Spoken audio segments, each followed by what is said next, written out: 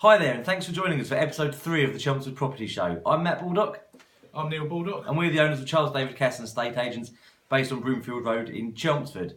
Thanks to all those that have been sharing the last 2 episodes of the Chelmsford Property Show. We really appreciate your support. And please don't forget to like and share this if you can. You can find us on Facebook at Charles David Casson Estates or on Twitter at CDC_Chelmsford.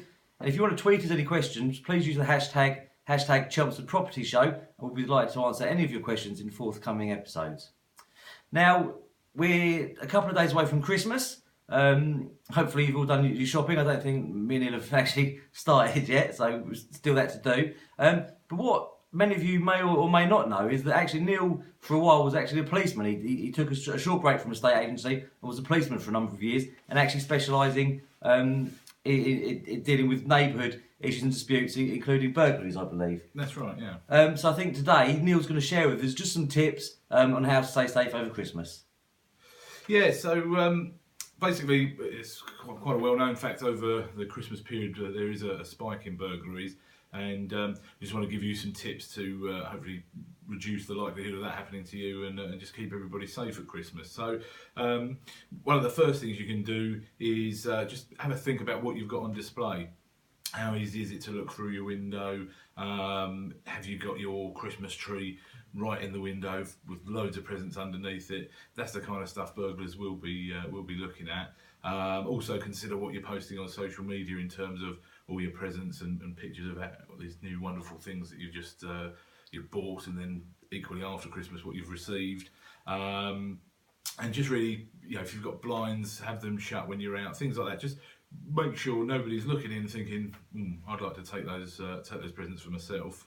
The other thing you can do is just really be vigilant on making sure you're locking your windows and doors. So a lot of people think just lifting the handle up is enough on like the UPVC door.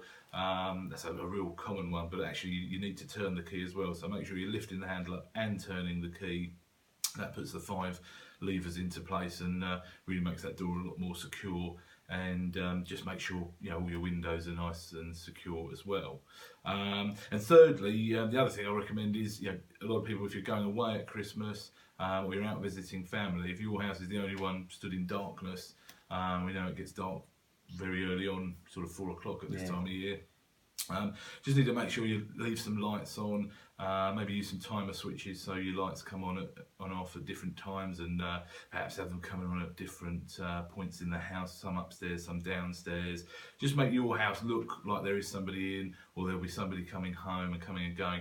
Just make it, the idea behind all of this is to really just to put the burglars off and make them go elsewhere. So I suppose they're just looking for easy targets, are they?